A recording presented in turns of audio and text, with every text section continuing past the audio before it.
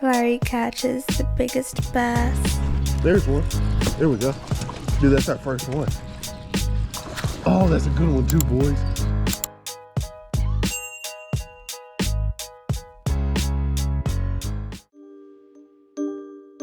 Alright guys, good morning. Welcome back to another video. Today we are on the way to Guntersville. This has been on my bucket list here for, I don't know, probably for the past 3 months. And I'm like, yeah, I can go make that. We're an hour and a half from the closest boat ramp. I found a good boat ramp. It has a whole bunch of different types of water because I have been to Guntersville one time and I was fishing with Justin Lucas. Abby Garcia did this thing where they like mapped out the top 100 lakes in the country, and I got to go fish with Justin Lucas because Guntersville ranked in the top 10, so they had shoots on all of the top 10 lakes. So I say that to say my Guntersville experience is pretty much slim to none. You might have an argument for if you were there with Justin Lucas, how is it slim to none? But I mean, at the time I was still in the phase of cast retrieve. Like there wasn't any like, oh, cast here because the fish might be here, cast here because, you know, there wasn't really any rhyme or reason. The only thing I knew was like points and brush pile. With that being said, what is the Guntersville good? I don't know. I'll see it when I catch it, but that's the goal today. Guntersville good. And Guntersville is like the lake that, you know, when the first time you go deer hunting, you think that it's just going to be like, oh, there's going to be 10 pounders or there's going to be 10 pointers and like there's going to be a whole bunch of does in the field, but you don't see anything, or you just see like a yearling doe. That's what Guntersville is in my head, and I know that, and I'm willing to admit it. Guntersville is like, you know, when people watch bass fishing, you go bass fishing for the first time, you think you're just going to be catching the 7, 8 pounders that you see on TV. That's how I'm feeling about Guntersville, but hopefully, I mean, it might be true. It might be true. I know a little something about a little something, but we'll see. We'll see if I can apply anything I think I know.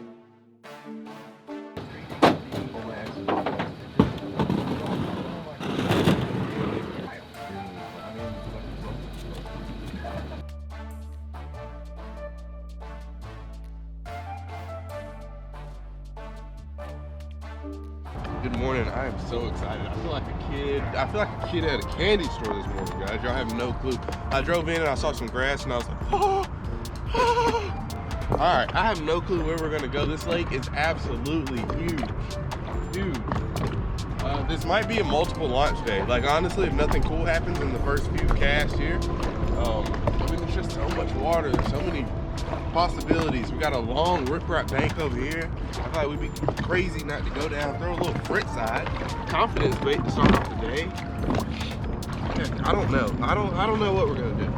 All right, guys. So actually, on the way down here, I saw Gene Jensen. He's like at a boat ramp right across the way. If y'all ever fish here, you probably know exactly where I'm at. I've been up here. I've actually been in the area a few times just from growing up in Oxford. I was an hour and a half, so we would have like sport tournaments and whatnot. So I'm actually kind of a little familiar with this area, not like anything too crazy, but I at least know where I'm at. And he's like on the boat ramp over here. I think I'm gonna start off with what I know. I saw some fish busting on the other side of this bridge, so I'm gonna just try to go down here. I might fish my way down, throw the Stunna a little bit, and go try to catch the fish that I saw over here because they were busting on Topwater. So maybe throwing a buzz bait in that general area might not be too bad of an idea. But I mean, look, this is Guntersville. This is Guntersville. Just, I don't know too much about it, but I know it's like a popular ledge lake, and probably even more popular than that is the grass. And I drove over a good looking patch of grass when I got out here. But the only thing I don't like saying it's a disadvantage to being on the kayak, but it's just, it's hard to, you don't have as much possibility to move. So it's probably going to be a multiple launch day. You might have to get on Google Maps and find some launches that aren't as popular amongst the community. All right, I gotta get a few casts. Water temp is 61 degrees. It's the coldest water, but also we're kind of more farther north in Alabama, so the regular high and low temperatures are probably a little bit different up here, a little bit cooler.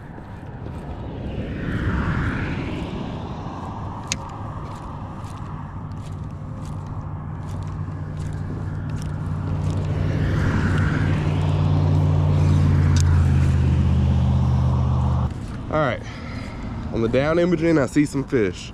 So that's very promising in like 8 foot of water. So maybe we'll be able to luck up on this jerkbait here early.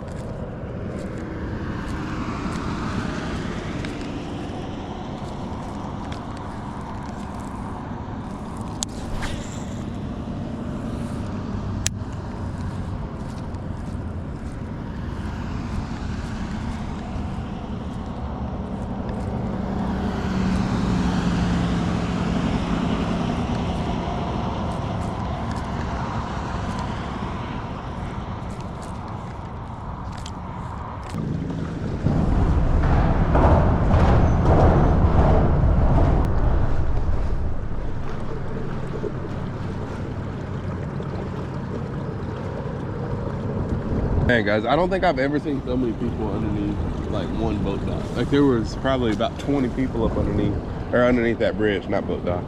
I'm pretty sure there's a boat going to like the fish I saw schooling over here. There's some boat docks and whatnot. This is so overwhelming just because there's so much to look at, so much to fish. So I'm gonna have to try to calm down, bring myself in. I definitely want to find a grass patch today and fish it a little bit. Here's some eel grass and whatnot that we just went by, but I know that's like kind of a staple out here. And the whole, I want to find some like topped out grass, something we can throw a frog over, because I feel like that might be something we can do all day. The water temp's 59 degrees. So this little area right here, when I was coming in this morning, was just like loaded with fish. They were blowing up all through here. So we're gonna throw this buzz bait, just cover a little bit of water. I don't really have too high of hopes, but I mean, you never know until you try. I'm not seeing any bait just by looking in the water. Oh, see, there's a little something up there. Yeah, I like that.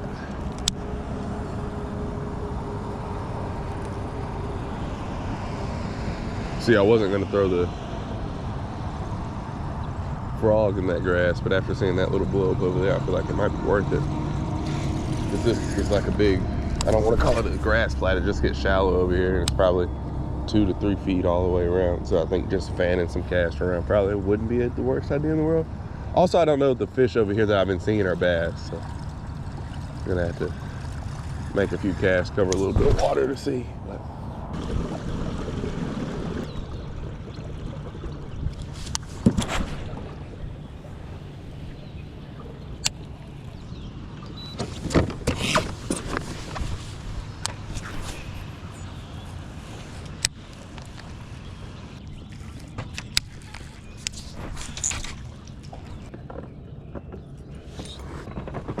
alright guys, so this is the Guntersville box I was telling you about. We got some cane walkers, big topwater baits, another Cullshad. This is what I'm going for right here. We're in 4.1 foot of water. We're gonna fish right here. It might not be the most ideal looking area, but I mean, it's a definite starting point. And I just like to throw a few baits around a little bit just to see, because you never know. So we're gonna start off with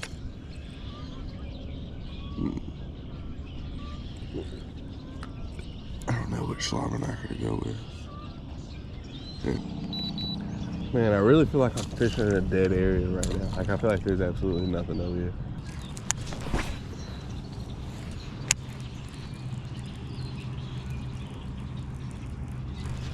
There's one. There we go. Dude, that's our first one. Oh, that's a good one too, boys.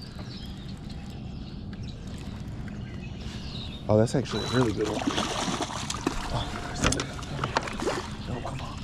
Don't come on.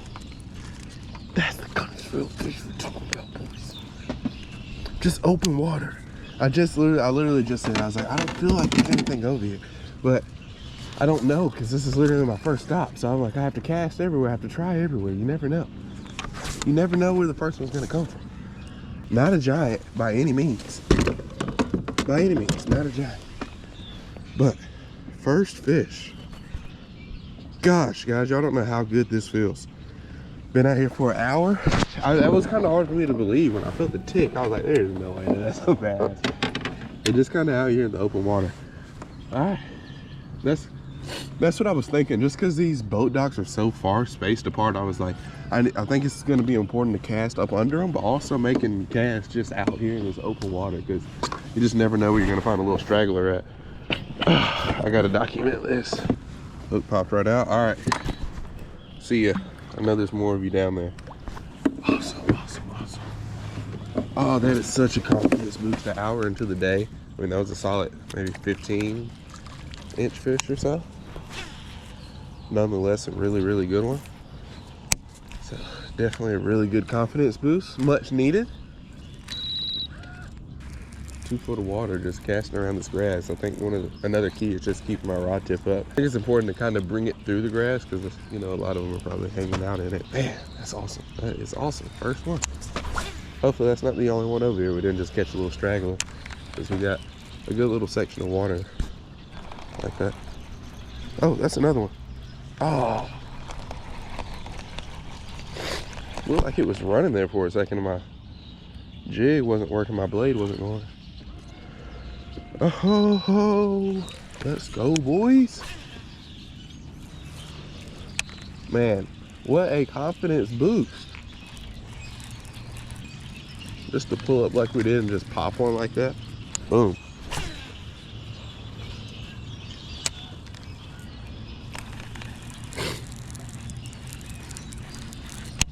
And just where my mind's at right now, like if you catch that one just out of open water, that just makes me feel like there's at least 10 other ones in this little stretch that we're in right here. I feel like we should hook up on another one before we even make a cast at this dock. But also today could just be a fan cast around, you know, find one like that kind of straggling, because I don't see any bait running through here. I don't see anything, but that doesn't mean nothing's over here. I just saw like a little blow up over there on that side. Man, that is awesome. First one's like 1.5 pounds, maybe 2. Should have weighed them. You can know what our best ones are. Those are the Guntersville fish I'm talking about. You see how that, you see the size of that fish? That's why I don't want to throw a small bait to that. I don't want to throw anything that, like, you know, a fish under 1 pound can eat. That's the whole reason for throwing the slobber knocker. Also, like, it's cool for videos catching a whole bunch of fish, but also it's really cool catching a whole bunch of big ones in fishing tournaments and whatnot. I've quickly come to realize that just catching fish isn't good enough. You got to be able to, you know, really catch like the good ones, the bigger ones. So what better way of doing that than throwing a slobber knocker? Also, I saw one of y'all's comments on the bankhead video that like a slobber knocker or bladed jig is one of your favorite wintertime lures.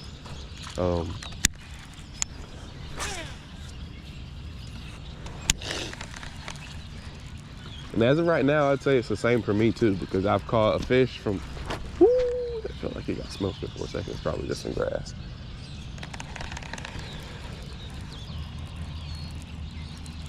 Man, now that makes me kind of feel bad for skipping over all that riprap we just went through. All right, so note to self, we're gonna have to throw some stuff that we can bring through the grass.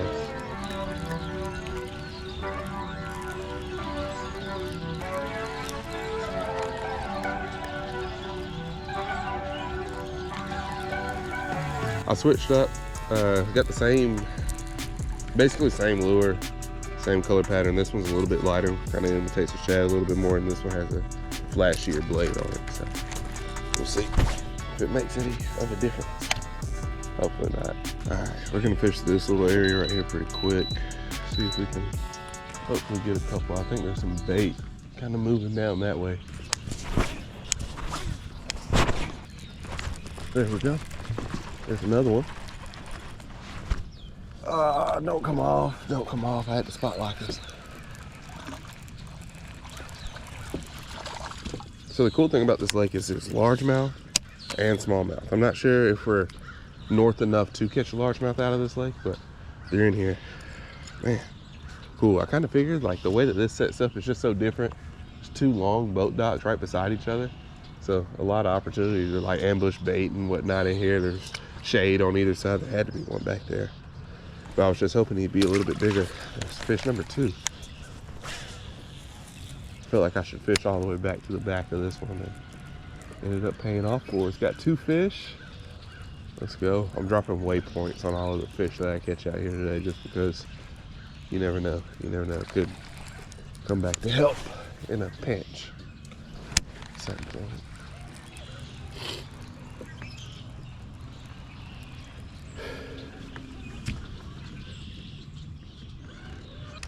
Hey, there's a raccoon in a live trap over there. I tell y'all, if y'all don't, like if you have a way to get out on some of these bigger bodies of water like safely, I highly recommend it, because some of the stuff that you see is just like, who thought of this? Like we fished a tournament on, I think it was Holt, and there was like a goat island, and it was just an island that had like 4 or 5 goats on it, and they were like sitting on this edge of a rock wall, like how you see it on National Geographic. It was pretty cool.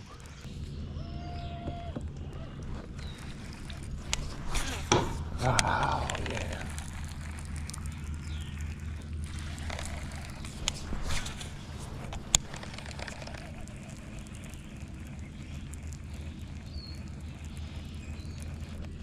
Ooh, dude, one just came. I just watched that one come up and get it. I don't know if he got herb. Dude, that was pretty sick. He wasn't big. He was about the same size as the one we just caught. But one came out from underneath the dock and tried to eat it. Oh, that was cool. I mean, I looked down and there was a fish right under it. I was like, oh my God. He definitely didn't have it. That'll get your heart going. So, I mean, that's 3 potential ones. This is a... I was kind of questioning starting here this morning. I was like, I should have found a boat ramp with some more different stuff. But last night when I was looking at the map, this is what I wanted to do. I wanted to come fish these, but then I got caught up on the eye candy driving in. I saw like a big patch of grass and fish blowing up and rock wall. So maybe as the sun goes up, this might die off and we can go back and fish some of that riprap that we fished at first this morning. Those rocks will heat up and the water will be a little bit warmer. So that's definitely not a bad area to keep in mind for today, but I don't know. It's really first time out here doing a self-guided trip, so really anything's possible. The cool thing is there's definitely enough water in this little pocket that we're in. I haven't really seen too much boat traffic, so there's definitely enough water in this pocket right here to catch fish for the rest of the day.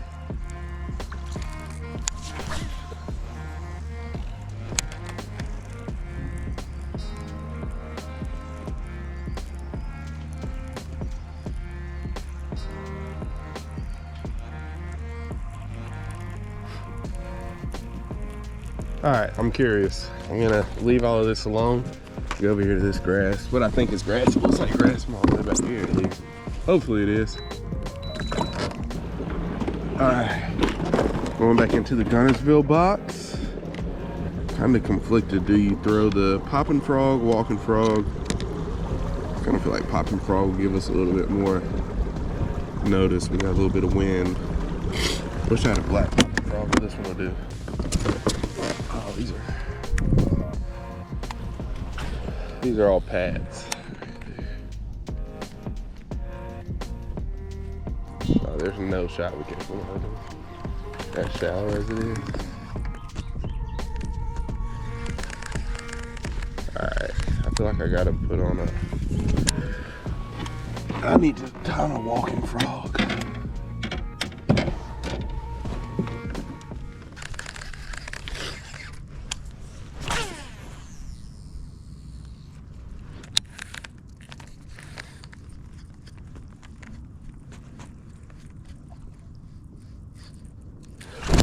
Oh, one ate it.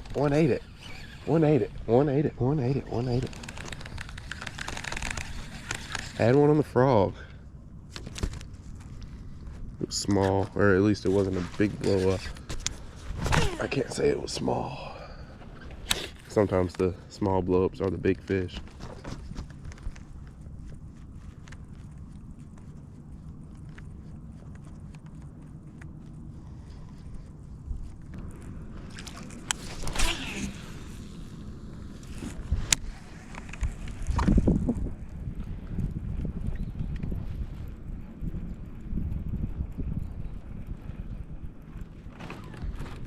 There's a good one. That might be like the Guntersville biggin that we were talking about. I don't know. About the same size as that first one or second one we caught. Okay, we're just gonna have to flip you, dude. Okay. There we go. Ooh, that one felt pretty good. Look how he ate it. Awesome. That's fish number 3. Not a crazy big one, but it's another bass. Man, I don't think I've ever seen one with like the dorsal fin sticking out like that. Like, man, cool, awesome. Maybe there'll be more of you. Ooh, that one felt good when he came up and got it. I was like, yeah, that's minimum 4-pounder. And see, this is the hard thing about this lake is like, over here it looks like frog heaven. I mean, it's 10 o'clock. But also it's like over here is a little bit deeper. I don't know. It's just time of year. It's November. I mean, still could probably happen, but I just feel like over there is fun. Over here is big. But I mean, you never know. This is my first time out here, so I kind of have to do both.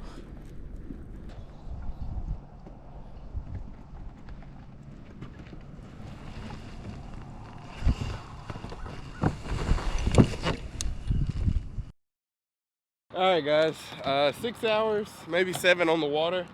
I feel like I've picked up a lot here at Guntersville in the shore in my first day out here. So in our 6 hours of fishing, we have 4 fish, maybe 5, 4 and a follower to show for it, which, I mean, I'm pretty happy with. Considering the side that we went to, I don't think it was the most fishy area in the lake, so we're gonna go, I found another launch that's about 30 minutes away. We're gonna go try that one out and hopefully catch a few more fish. It's already 2 o'clock, so daylight savings time's already happened, so we only had like 3.5 hours. Sadly, it's gonna be dark at 5:30 tonight. So we gotta hurry up. We're gonna go over to this next ramp. It's a 30-minute drive. We'll get there probably at 3 or so after we get some food. We'll see. Hopefully we can get on some more fish. All right, 30 minutes later, made it to launch number 2. See what we can get into. Hopefully we can get into the Guntersville giant that we were talking about earlier. I thought the first fish we hooked today was gonna be it, but it wasn't. So hopefully we can find the Guntersville giant.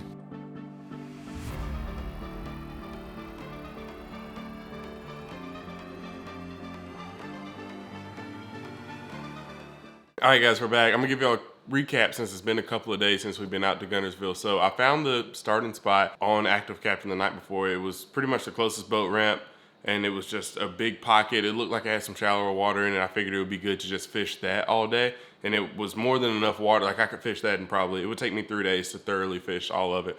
And the one thing that I was really hoping for going into is just being able to fish a grass mat. And we were able to fish one, got a bite, and then I think a lot of them in the area, the water was kind of low, and I don't think it was like an ideal part of the lake to necessarily be in for like the shallow grass mat fishing. I think you might want a little bit deeper water, because most of the ones that I found were like in 4 foot. I feel like if you had like 8, 9 foot, that might be a little bit more beneficial. There wasn't too much bait moving through them or anything like that. So I hear people talk about like good mats, bad mats. I feel like I was probably in like some mediocre. There's probably fish, but you know, they might have not been big fish or, you know, the Guntersville giants that we were looking for. So we were able to fish some boat docks, catch a couple on a slobber knocker in open water. I'm gonna tell y'all about the combos that I have, because I know y'all like to see that. When we first got out there, we threw the Dime 6. It's just the new crankbait from Berkeley. I've really fallen in love with it. I've had it since maybe middle of the summer. Last year, the cool crankbait was the Money Badger. This year, it's the Dime, and the Dime has been working for me very well. This is actually a Money Badger on this reel right here, but I was throwing it on the Abu Garcia Revo winch 5/4-1, and then a 7-foot medium heavy winch rod. This rod is specifically designed for square bills, and it's pretty clutch. I made a video about it. I can link that down below in the description. Also, all the gear that I'm telling you all about right now is also linked down below. This is the combo that I threw the Cullshad on in the beginning. I also threw the slobber knocker on it. This is the Revo SX with a 7-foot medium heavy Veritas PLX. Normally, I like to throw my slobber knockers on like a 7.5, but at the time I didn't have one. I didn't have one ready to go, so I just tied it on this. That's the beauty of having a 7-foot medium heavy. But I am gonna show you the preferred slobber knocker combo, because here coming up, you're probably gonna see a lot more of this one. This is slobber knocker combo number 2. This is an Abu Garcia Revo SX 6:7-to-1 gear ratio reel with the Abu Garcia winch rod for Bladded Jigs or Topwater 7.5. And this is kind of like an ideal setup. I'm probably gonna play with the reel a little bit and try some different gear ratios. I like 6.7 because that's not too fast, not too slow, kind of that sweet spot. And then this is like a good reel for making some long casts. And it's kind of like, it's almost becoming like my next generation of a Black Max. I owned a whole bunch of Black Maxes, and now I low-key want to own a whole bunch of these SXs, because they're just nice reels. You don't have to worry about them. I haven't had them for too long, but I'm really enjoying them. So next rod, jerkbait rod. We threw the jerkbait on the riprap banks a little bit. This is an Abu Garcia Revo STX in 8:1-to-1. Super clean reel. I like it. I like the chrome look on the Abu. It's pretty sweet. Winch rod, 7-foot or 6'10" medium for your jerkbaits. Stunna 112. Pretty sweet setup. And our last two. So a couple of these setups probably didn't make the video, but in that last pocket we were in the last launch, we did not catch a single fish. I spent maybe 2 hours in there. It got really windy, and it was just kind of, I felt like that wasn't the place that I was really going to catch any fish at. So we wrapped it up and took it on home, since we were about 2 hours away from the house at that point. But this is a Berkeley football head jig, 3/8 ounce. We threw it a little bit. Wasn't able to get any bites. I slapped it against a couple pontoon boats, if I'm being honest, on a 7-foot medium heavy Veritas PLX rod. Best rods you can get for $100, and then they make them in all different shapes and sizes. So whatever you want to throw, they make a rod for you. I'm not trying to sell you a rod. I know I have on the Abu sweatshirt, so I sound like a salesman, but go feel it for yourself in the store, make an educated decision. Don't just take my word for it. Abu Garcia Veritas PLX, this is the 7.3 fast heavy, and then the Rocket, of course, this is for frogs, buzz baits, Topwaters. I'm gonna try to start doing some punching slash flipping slash whatever you want to call it. I need to start practicing a little bit of that. It's not something I've really done by myself, just because I really haven't had an opportunity. I don't have a whole bunch of places that, you know, have a whole bunch of grass that is super flippable. But with that being said, that is our Guntersville setup. That's kind of the Guntersville breakdown. I had fun. It was the first time I didn't catch a tournament limit, or I didn't catch 5, which that would have been nice. But for the first time out there and not really fish, I didn't really fish that first area as good as I could have. I could have spent the whole day out there, but I just wanted to bounce around since I was already up there. I just wanted to go try a new body or a new section of the lake. And the new section didn't work out, but I mean, it's going to take, you know, 2-3 weeks of going out there every day to really start putting days together. So with that being said, I hope you guys enjoyed today's video. Don't forget to fish them hard and have a good day. If there's any lakes that you want me to fish, anywhere that you want me to fish, let me know in the comments. Peace. See y'all. Chasing the bag, I'm racing the clock. Look at them flock, watching them flop. Used to see this in my sleep when I ain't had shit but my thoughts in the car. I really was lost. Now I'm public with the soundscapes.